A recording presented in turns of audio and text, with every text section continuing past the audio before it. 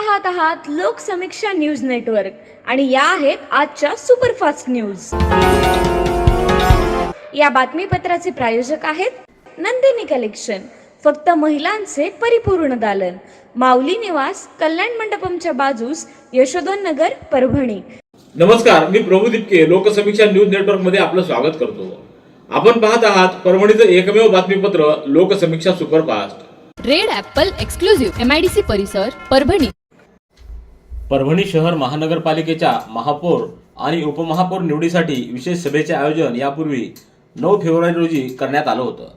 मात्र विभागीय आयुक्त छत्रपती संभाजीनगर यांच्या आदेशानुसार त्यामध्ये आता सुधारणा करून येत्या गुरुवारी म्हणजे 12 फेब्रुवारी रोजी परभणीतल्या बी रघुनाथ सभागृहामध्ये महापौर आणि उपमहापौर निवडीच्या विशेष सभेचं आयोजन करण्यात येणार आहे। जिल्हा परिषद आणि पंचायत समितीच्या सार्वत्रिक निवडणुकीची मतमोजणी 9 फेब्रुवारी रोजी सकाळपासून होणार आहे। या पार्श्वभूमीवर जिल्हाधिकारी यांनी विभागीय आयुक्त कार्यालयाला सूचना दिली। तसंच त्याच दिवशी महापौर आणि उपमहापौर निवडीची बैठक असल्याचं निदर्शनास आणून दिलं। त्यामुळं आयुक्त कार्यालयातील नगर परिषद प्रशासन शाखेच्या वतीनं महापौर आणि उपमहापौर निवडीच्या विशेष बैठकीचं सुधारित वेळापत्रक देण्यात आलंय। त्यानुसार आता परभणी शहर महापालिकेच्या महापौर आणि उपमहापौर पदाच्या निवडीसाठी 12 फेब्रुवारी रोजी बी रघुनाथ सभागृहामध्ये सकाळी 11 वाजता विशेष बैठकीचं आयोजन करण्यात आलेलं आहे।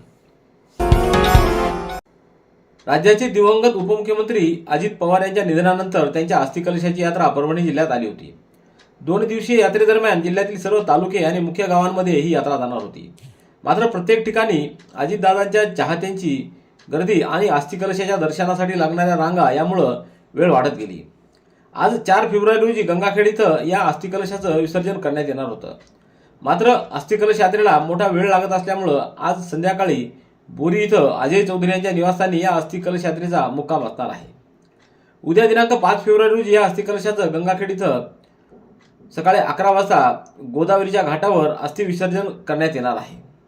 या बदलाची सर्वांनी नोंद घ्यावी असं आवाहन आमदार राजेश विटेकर व प्रताप देशमुख यांनी केलंय।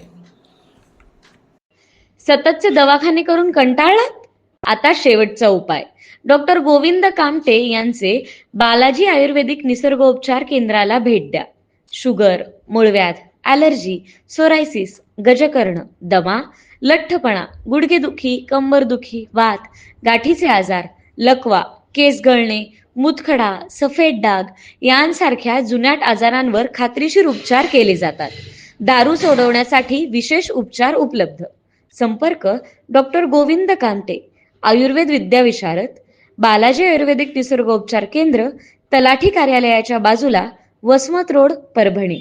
संपर्क 9921691008। महाराष्ट्र राज्य माध्यमिक व उच्च माध्यमिक शिक्षण मंडळामार्फत 10 फेब्रुवारी पासून 12वी व 20 फेब्रुवारी पासून 10वीच्या परीक्षा घेतल्या जाणार आहेत। परभणी जिल्ह्यात या परीक्षा कॉपीमुक्त वातावरणात पार पाडण्यासाठी शिक्षण विभागानं आवश्यक ती खबरदारी घ्यावी।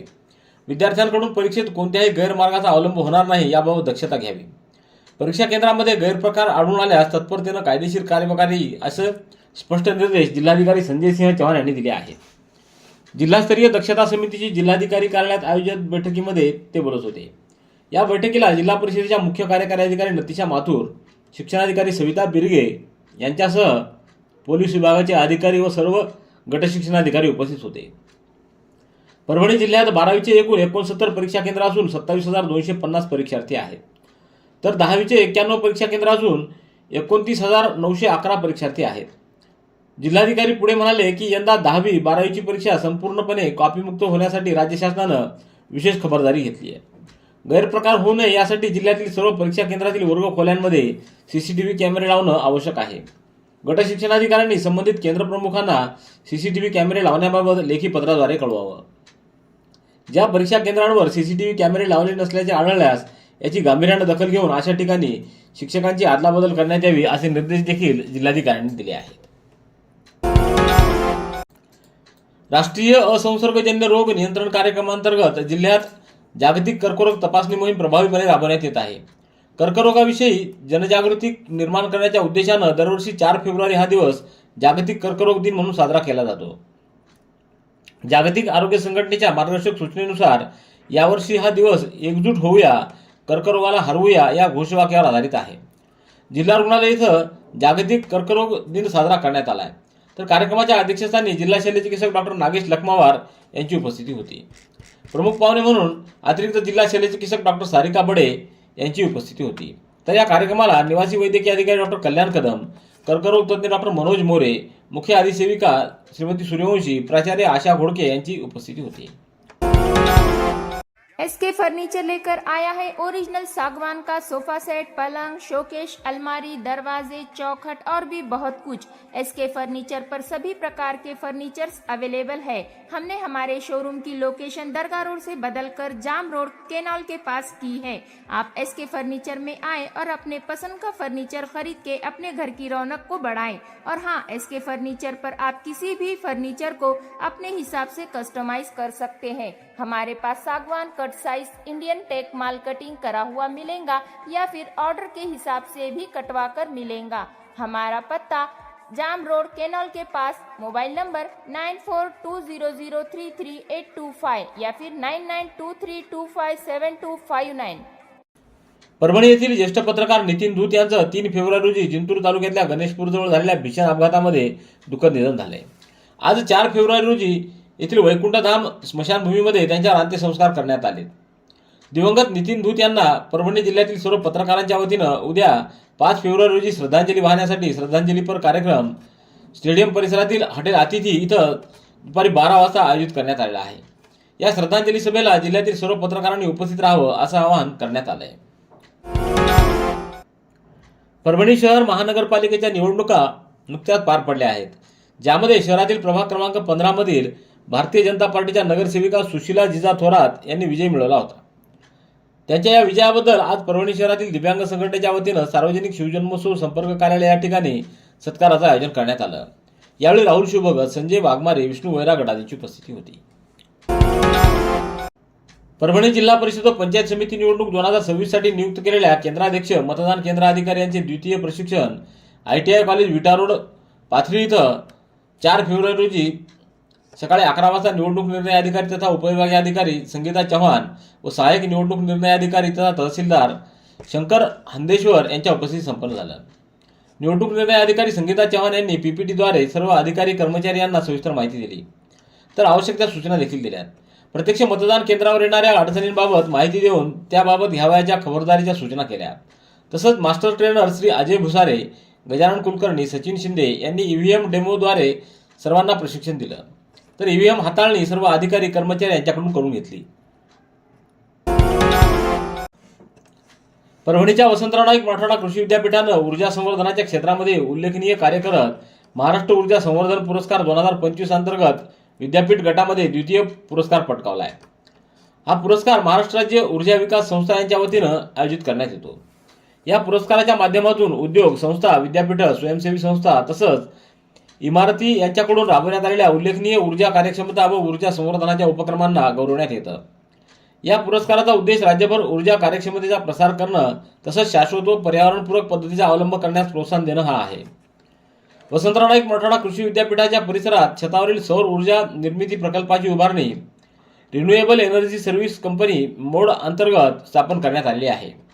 या प्रकल्पांतर्गत विद्यापीठाची प्रशासकीय इमारत तसंच मुख्यालयातील विविध महाविद्यालयाच्या इमारतीच्या छतांवर 500 किलोवॅट क्षमतेचे सौर ऊर्जा प्रकल्प उभारण्यात आलेले आहेत. Red Apple furniture, smart furniture for smart people. Exclusive Parbhani शहरातील भव्य शोरूम रेड ॲपल एक्सक्लुझिव्ह, भारतातील स्मार्ट फर्निचर ब्रँड आता आपल्या परभणी शहरामध्ये. हो, आता आपल्या परभणी शहरामध्ये. या अंतर्गत ऑफिस, बेडरूम, डायनिंग, लिव्हिंग इत्यादी प्रकारचे फर्निचर आपणास मिळेल. Bedroom set, bed, dressing table, sofa set, कपाट, डायनिंग टेबल टीपॉय आणि स्टील फर्निचर इत्यादी सर्व प्रकारचे फर्निचर तेही आकर्षक किमतीमध्ये उपलब्ध आहे. एक वेळ अवश्य भेट द्या.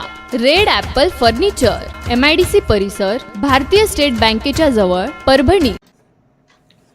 श्री गजानन महाराज प्रगट दिन सोहळ्यानिमित्त परभणी शहरातल्या श्री गजानन महाराज मंदिर व महालक्ष्मी मंदिर संस्थान शारदानगर इथं श्रीमद भागवत कथेचं आयोजन 1 ते 8 फेब्रुवारीच्या दरम्यान करण्यात आले. भागवत कथा नरहरी महाराज एरंडेश्वरकर हे निरूपण करत आहेत. यामध्ये विविध कीर्तनकारांची कीर्तनं होत आहेत.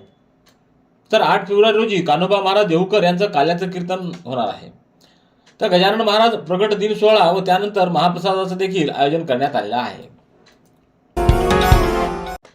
भारत निवडणूक आयोगाच्या सूचनेनुसार जिल्हाधिकारी तथा जिल्हा निवडणूक अधिकारी संजय सिंह चव्हाण यांच्या आदेशानुसार आणि उपजिल्हाधिकारी अरुणा संगेवार, उपजिल्हाधिकारी अनिता भालेराव, जिल्हा स्वीप नोडल अधिकारी गणेश शिंदे यांच्या मार्गदर्शनाखाली जिल्ह्यातील ग्रामीण भागातील शाळा महाविद्यालयातून जिल्हा स्वीप पथकाच्या वतीनं विद्यार्थ्यांमध्ये मतदानाचा जागर होतोय.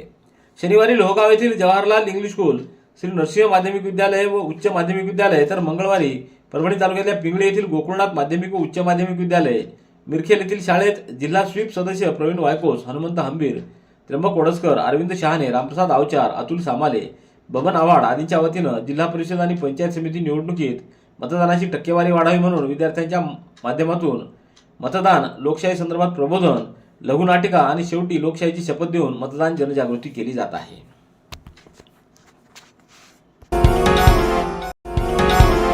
रेड ॲपल एक्सक्लुझिव्ह MIDC परिसर परभणी. याबरोबरचे बातमीपत्र संपलं. पुन्हा भेटूया उद्याच्या सुपरफास्ट बातमीपत्रात. पाहत रहा लोकसमीक्षा. तुम्हाला हे बातमीपत्र कसं वाटलं याबद्दल आपली प्रतिक्रिया नोंदवा. दररोजचे अपडेट्स मिळवण्यासाठी लोकसमीक्षा चॅनलला सबस्क्राईब करा. धन्यवाद.